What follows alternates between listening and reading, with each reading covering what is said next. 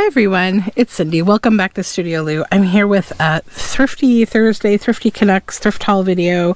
For more details on those fun thrifting collaborations here on YouTube, you can check my description box below.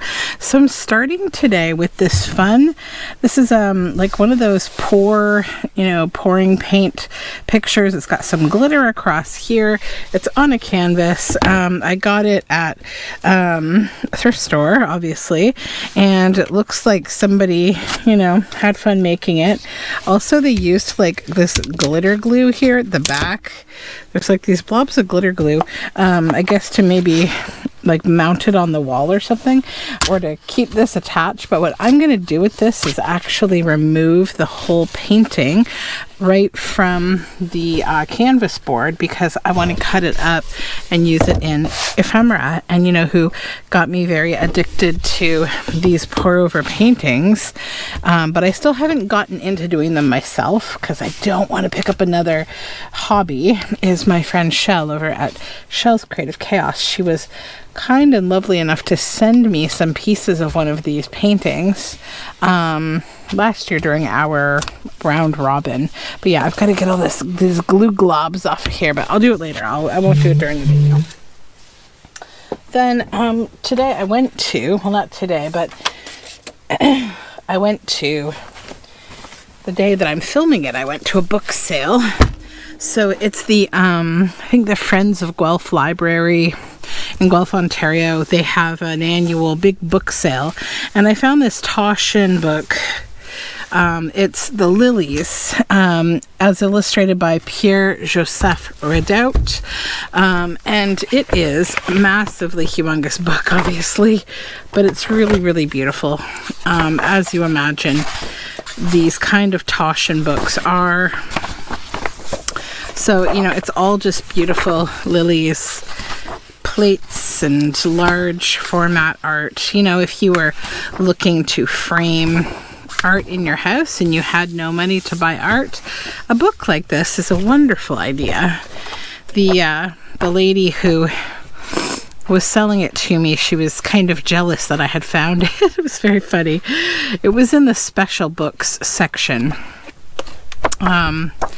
I didn't find any really old books that I felt like they were worth it to me. Like, there were some old books, some nice covers, but they wanted around $5 for the books, and I just thought to myself, like, I simply don't need to pay that. Okay, and this is a Frida Kahlo book by Frank Milner.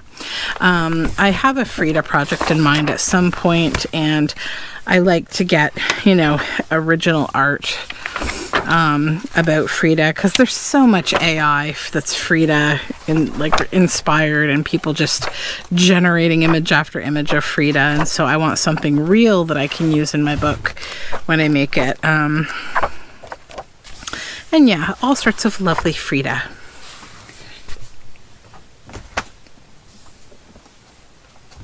And then this was such a little score. So I found this, the Stencil 201, Ed Roth of Stencil 1.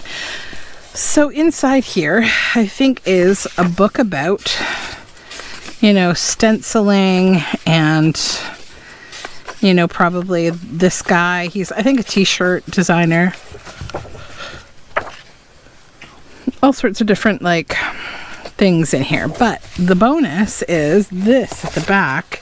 So not only do we just have this very cool, paper envelope, and I don't think it comes off the book. No, it's quite attached. Actually, it does.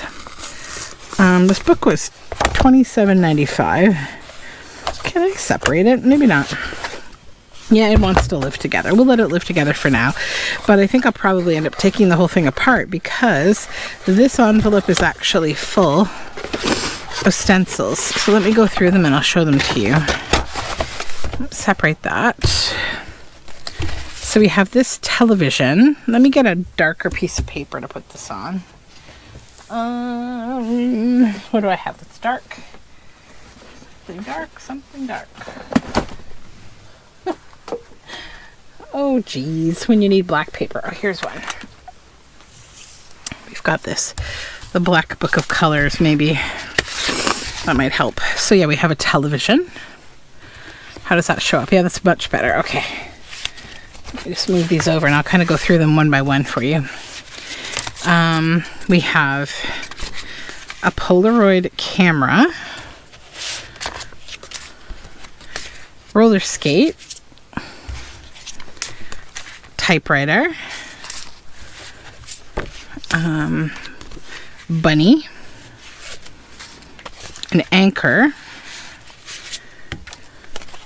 bleeding hearts and the leaves that go with the bleeding hearts, a lamb or sheep,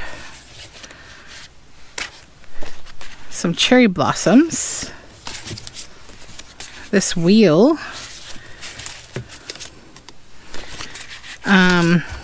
love, war, over, and all these fun numbers that are like spray paint style numbers.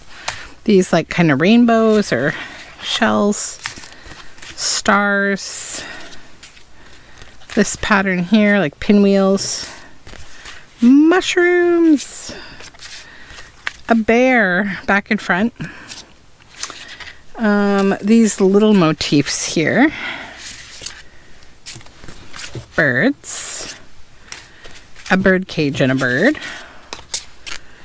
sugar skull, the face and the skull, some words, kiss me again, to work and to love, make something, peace and truth, microphone, a fence with some fleur-de-lis, a tree, and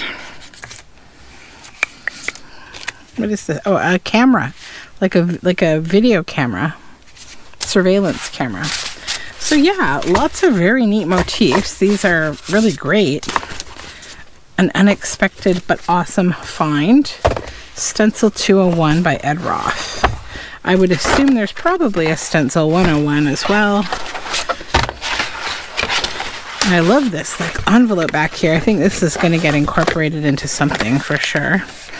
Because it's too fun. Okay, we'll get this book out of the way.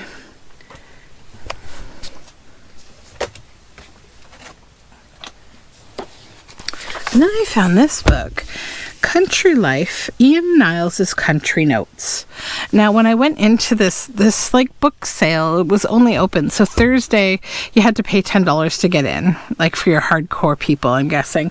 And it was only open like 5 to 8 or something, like the pre-whatever.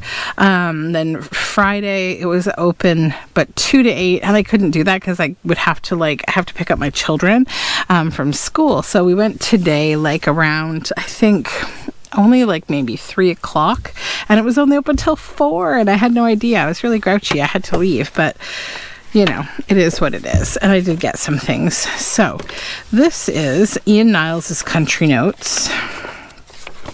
And this is a beautiful like field guide type book that I don't have. We've got squirrels, mice, like this is in the 70s, and he's done some entries, 76 September, and then in December, and then in March of the next year. So it's kind of random, but he's telling stories, and there's some really lovely pictures in here. That fox is very pretty. Lots of fun books, or pictures in the book. Cat with a fish. Beautiful bird. Yeah, so there's some good pictures in here. I won't go through the whole thing, but you get the idea, right? This book is from Octopus Books, published 1987 originally, I think. The text is 1971 to 86. And this book is 1987. Oops. So yeah, I love the cover. It's just a beautiful cover. All right, then this book, After Man, A Zoology of the Future by Dougal Dixon. I've had this book before, and it's really cool. It's like futuristic, animals, essentially. Like, what will animals of the future look like, maybe through lots of evolution So it's like kind of, you know, an imagineering of the future. So we have temperate woodlands and grasslands. Look at these. The Rabuck. Come on, can we have Rabucks now? They look so cool. The Predators. Creatures of the Undergrowth. Look at this, like, it's like a frog with a leafy top and a sort of a snaky tongue. All sorts of cool stuff. These big, long, squirrely guys. The Tree Dwellers. Nocturnal animals. All kinds of takes on bats that kind of look like bunnies and moles, maybe. Just really imaginative. The Hunters and the Hunted. We have like a squirrel skunk here. Interesting birds. So yeah, it's a pretty cool, like, sort of sci-fi of the future book. The Sand Dwellers, these guys, like the naked mole rat, but like half snake. Like, they couldn't get more horrifying. They kind of look like root vegetables or something. Large desert animals. Yeah, it's a really interesting book. Okay. Then there were a bunch of these, and I stopped myself at just getting one. So this is Victorian Paper House to Cut and Colored, designed by Eveline Ness. The miniature rooms below and on the back cover can be created from the pages of this book. So inside we have all of these pieces to make actually this house, but I'm not going to use it that way. I'm going to use it for other things in journals, obviously. Now this is like a nice heavy board. You could really make a cool like a book cover from that. And there's a couple of, you know, you could cut it down the center and make a very fun journal with that. Same with this, you know, you can make a couple of journals with just these as your covers. And then all this stuff would just be really cool for ephemera. That's very cool. Again, another book. I think you get about 4 of the book boards, because overall, like, it's you'd have 2 sections like this, right? Like bent into an L, so it'd be like a crisscross. So there's 4 of these boards. These are from 1978. And there's all the instructions and everything to just build this whole house. It's really, really fun. And my last book from this book sale is Keith Brockie's Wildlife Sketchbook. Yummy green cover. And it's another nature notebook. It's a really nice one, actually. If you've never seen this one, it's very matte. Nice handwriting. Beautiful sketches. Yeah, lots of beautiful pages in here. And this book is 1981, Macmillan Publishing Company. Okay, so then my other thrifting from earlier this week is a little more random. Let me grab it.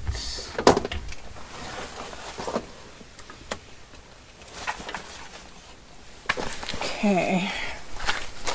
1, 2.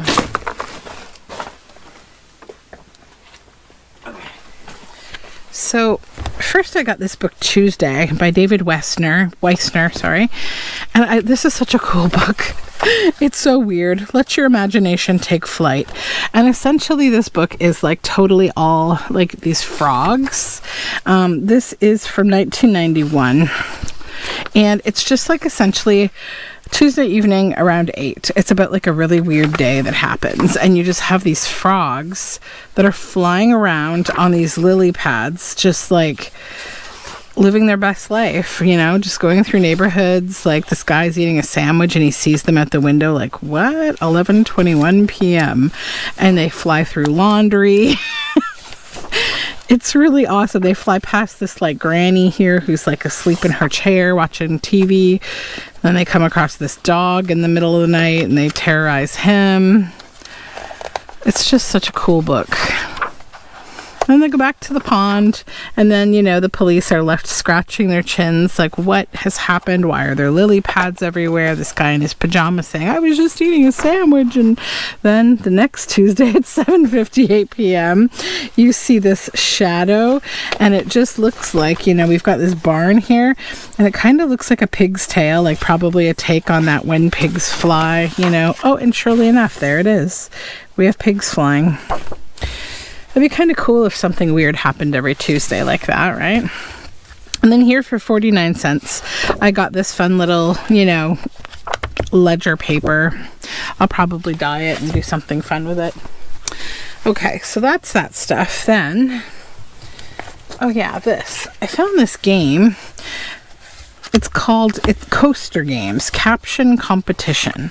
So inside here, it's full of all frogs. That's ironic. It's coasters, right? But like, they've got really cool images on them, and like, you know, that itself would just be kind of cool on a book cover. And like, you know, you can caption what's going on here, and they're thick, right? They're like the thickness of like a, you know, like a thin book cover kind of, and most of them have something funny on them, like this one. I think some of these will work really well for a few things that I've got planned. One is my Golden Girls journal. There probably will be a couple in here that I can use with that, you know, because there's a lot of great jokes that they have and stuff. That, look at this taper. I love tapers. Elephant and a dog, couple of funny dogs, and a duck's butt. Lots of dogs, actually. This little girl riding a lamb, and we have a rocket-powered turtle and hare here, and a cow stuck over a fence. Just a dog has toilet papered a house. And we have a squirrel and a seal both kind of shouting.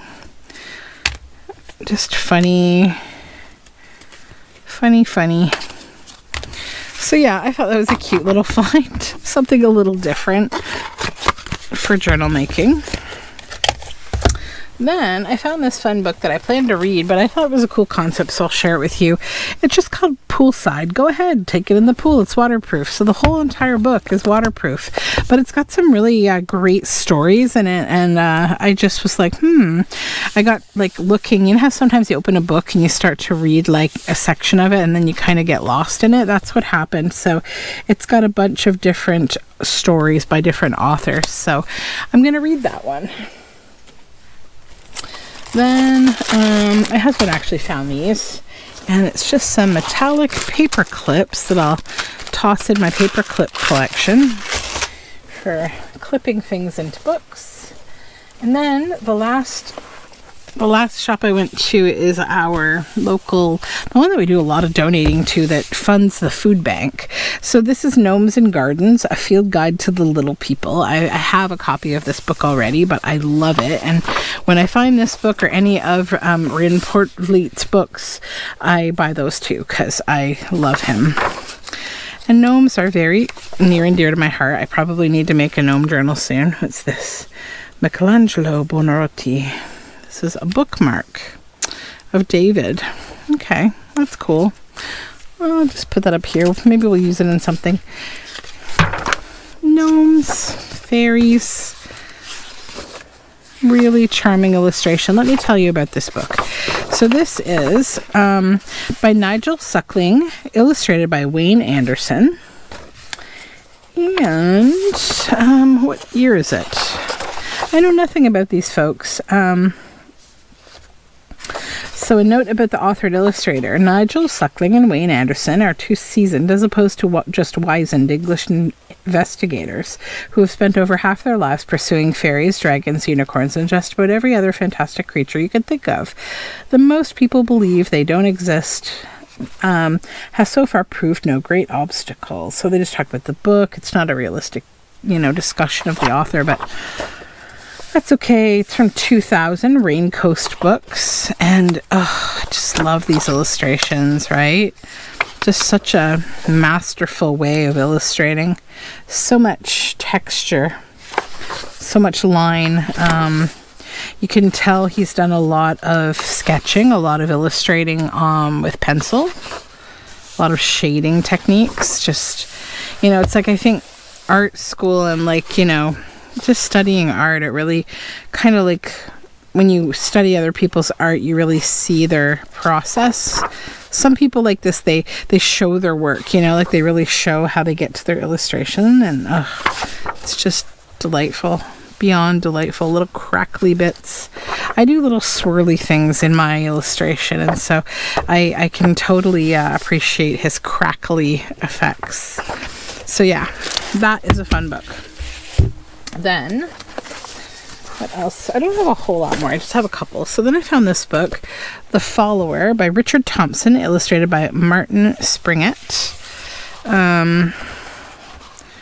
What's the book itself look like? Let's see. I always get curious. That's a cool cover.